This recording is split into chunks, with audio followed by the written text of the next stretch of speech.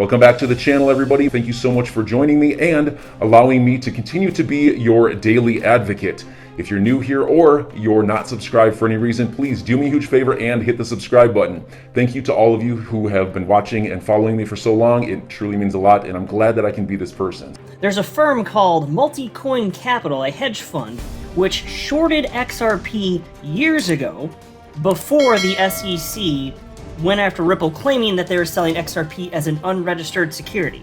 This firm, Multi-Coin Capital, run by the two individuals on your screen. On the top, Kyle Samani. On the bottom, Tushar Jain. These people irrationally hate Ripple and hate XRP. And I've talked about them both on my channel in the past over the span of the last few years that I've been running this Moon Lambo channel with a silly-ass name. Now, here's the interesting thing. These individuals, the way that they have spoken specifically about XRP, it's, with all the information that we have now, questions are coming up and being widely discussed within the XRP community on social media.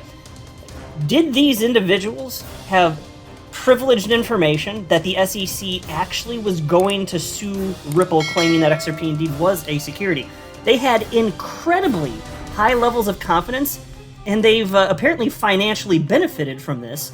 And apparently, and not just that, they've invested in a number of other coins. Looks like they may have benefited from investing in Ethereum as well. So the question is, what did they know? Did they have any communication specifically with Bill Hinman, a former SEC director, Billy Boy Hinman?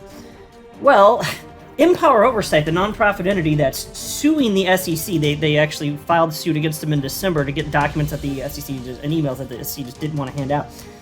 Even though they were legally required to.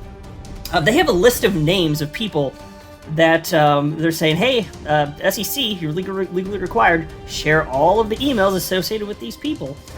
And they haven't done it for almost any of them, actually, to this point. But these two people are on that list. They're on the list. What the hell did they know? And how are they so confident that they financially benefit? So our community's digging into it.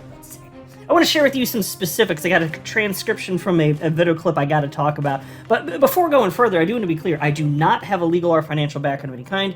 I am not offering legal or financial advice, and you definitely should not buy or sell anything because of anything I say or write. I'm just an enthusiast who enjoys making YouTube videos about crypto-related topics, but just as a hobby and just for fun. So here's the first guy on the top of that list that I just showed you. Here's another picture of him. This is Kyle Samani. Very happy-looking fellow. Do you see him? For those of you looking at your screen, you see how happy he looks? And he's wearing a t-shirt that says Ripple. It's got the Ripple logo, and right under that, it says hashtag XRP the security. This guy had a freaking t-shirt made about this. And this, I don't even know if this is before or after the SEC came after Ripple. You might have just been doing it beforehand. High levels of confidence that indeed XRP would be attacked by the SEC. Incredibly high levels of confidence. And he wasn't speaking about this like any other... And mind you, if XRP is a security, pretty much any cryptocurrency on the planet is a security. So really, if he's saying this about XRP, he should have been saying it about Ethereum and pretty much everything else. That's how logic would flow. But just XRP. Just XRP. Well, that's a little bit curious, don't you think? Given that, even if you look at Billy Boy Hinman's Ethereum free pass speech, if you apply the same considerations to XRP passes Hinman's test better than Ethereum does.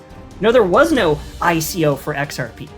And so, here's what my fellow XRP YouTuber, the Digital Asset Investor, shared. And he's the one that shared yesterday this video, which I'm going to share the transcription of in just a moment here.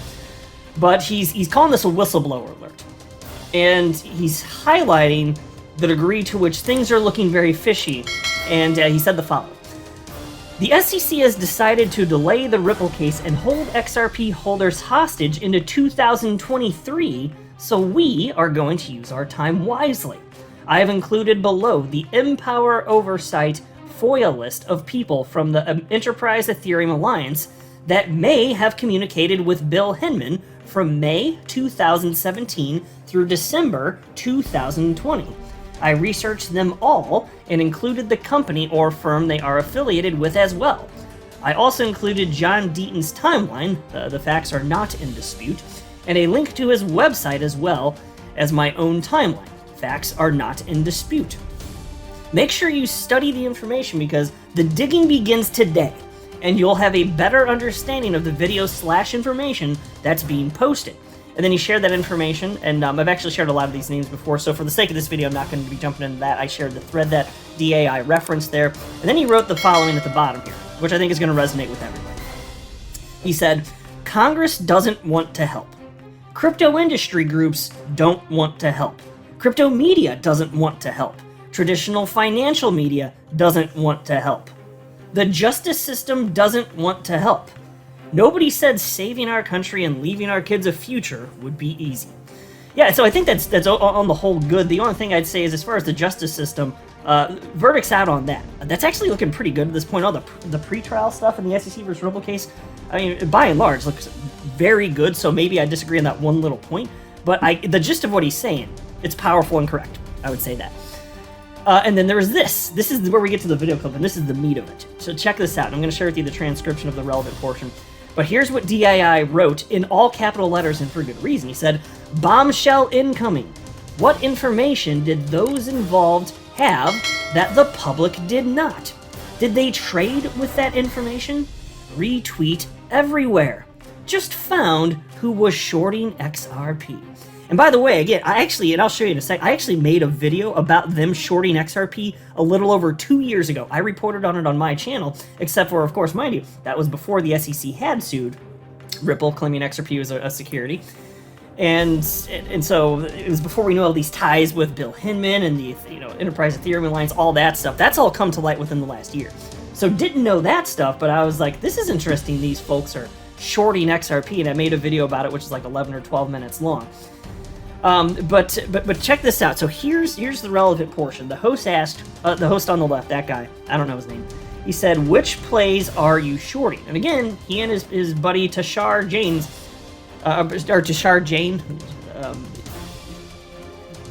man, they hate XRP.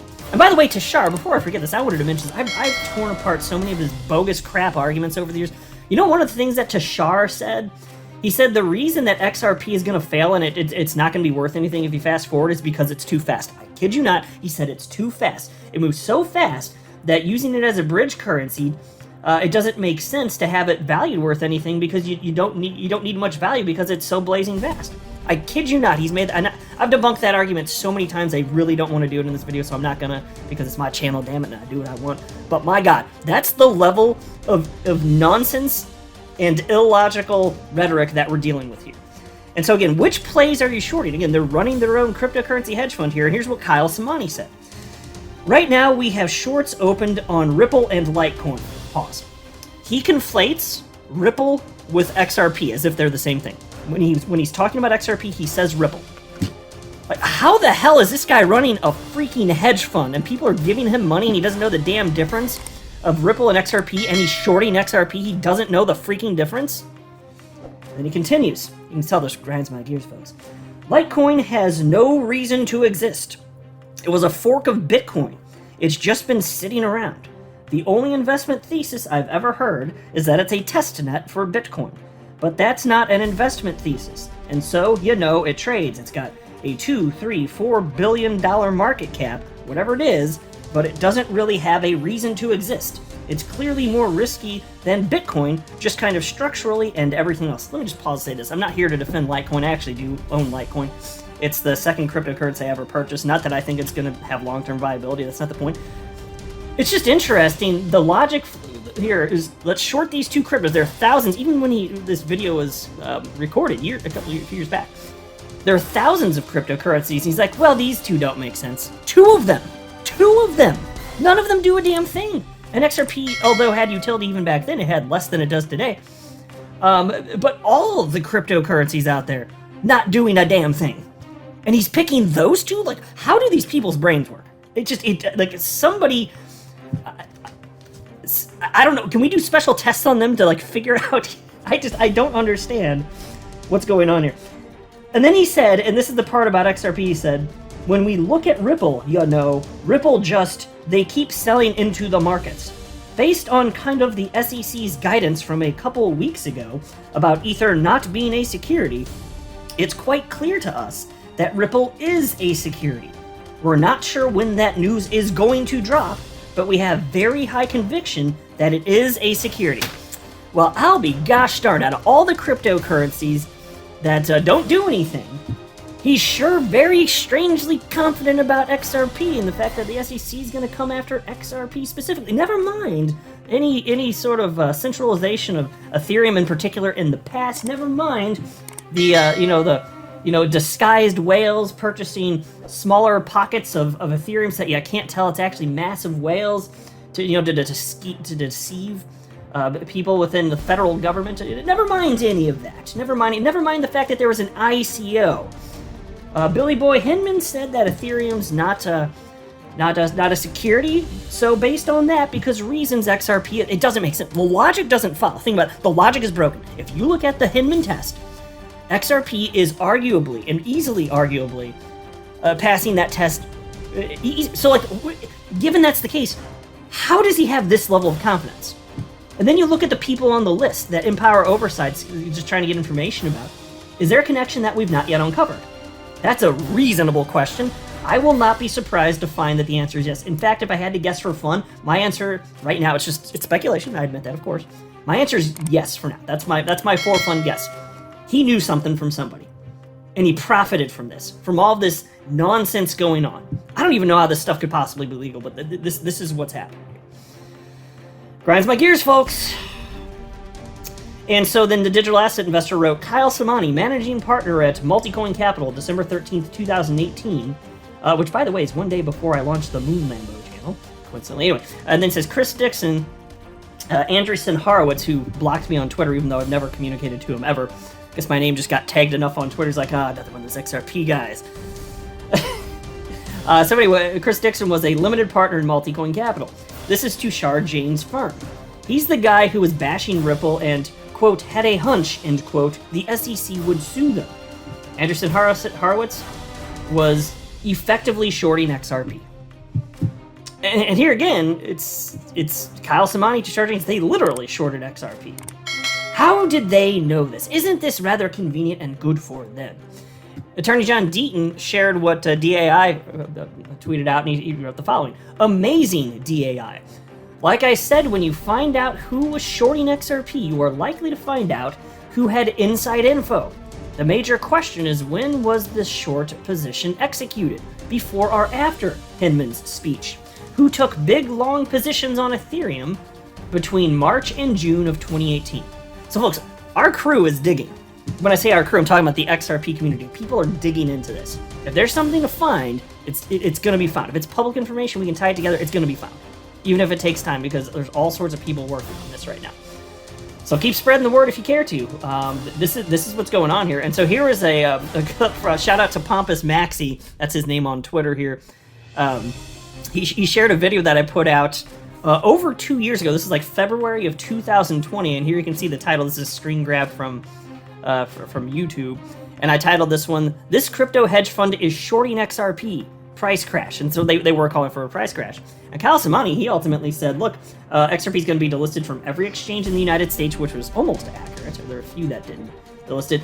They said it's not going to be traded, liquidity is going to dry up. Well, it did in the United States. He was right about that. And the price will crash. He was right about that, although it did bounce back. I think it's still trading at a suppressed price, but he was right about that. Those are obvious things, though. So these people, they're just so irrational. And this is an article I covered from February 11th, 2020 in that video from the Daily Huddle titled, "This Crypto Hedge Fund is Shorting XRP and Zcash, Here's Why." A crypto investment firm that's returned 143% on its clients' money in the past 2 years is shorting both Zcash and XRP.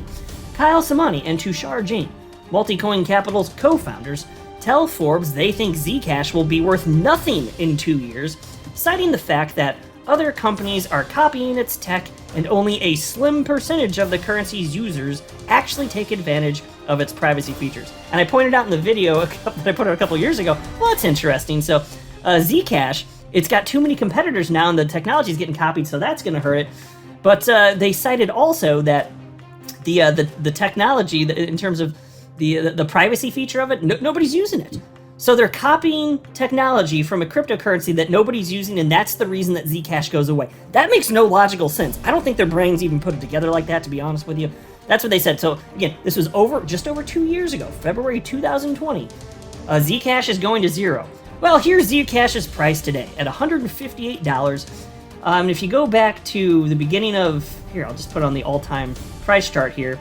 Let's go back to roughly the beginning of 2020. Here's January. So it bounced around 61 bucks, 50 bucks. So basically, it's more than tripled its price from when they said it's going to go to zero in 2 years. It's now been 2 years. Its price has gone up threefold. My God, how impressive are these individuals? What the hell are these freaks talking about? This is ridiculous. And I don't care about Zcash. I mean, I have my concerns about privacy coins too, but look at these people. And then they wrote, they also think XRP, Ripple's native currency, oh my God, gag me, is too volatile for banks and large financial institutions to use, which they say limits its utility. I don't understand how they're taking money from people if they don't understand that the selling point for banks is that they don't have to hold XRP and the volatility doesn't matter. In fact, here is a piece written by Ripple, October 31st, 2019, titled, "Do the Math. XRP is 1/10 as volatile as fiat for cross-border transactions." And as it turns out, if you do the math, yes, XRP is more volatile than cash, but if you're only holding XRP for 3 seconds and then it settles with finality, that's way less risky than holding a less volatile asset like United States dollar or pick your currency for a longer period of time. And so they're pretending like volatility is some sort of issue. No, it reduces the problem of volatility within the legacy financial system. It reduces it. And banks don't even have to hold XRP. It's completely ridiculous. And that limits its utility. These people, they don't know what they're talking about or they're outright lying. I think part of it's incompetency, to be honest. I think part of it is incompetency. And then they write, and although they believe Ripple's payment messaging system beats the status quo, they say there is no incentive for companies to move money using XRP. Okay, well, tell that to their dozens of customers that use on-demand liquidity, meaning XRP, today. What do these guys know about how XRP doesn't work that the customers of Ripple using it to move money around the planet don't know? Please share the information with the customers so they can stop making the terrible mistake of paying Ripple to use RippleNet and on-demand liquidity. Please share that information if you would. Piece continues, they've been consistent in this view. Samani penned a column in 2017 arguing the bear case for XRP. And here's a quote. XRP has 2 uses, to pay fees on the Ripple network and as a bridge currency for value transfers between any 2 institutions that don't have a trusted relationship. However, its native token, XRP, is simply not necessary for the network to function. So enjoy your day, everybody. I'm always here for you. Leave any comments or questions below and be sure to subscribe. But thanks, everybody. I really appreciate you.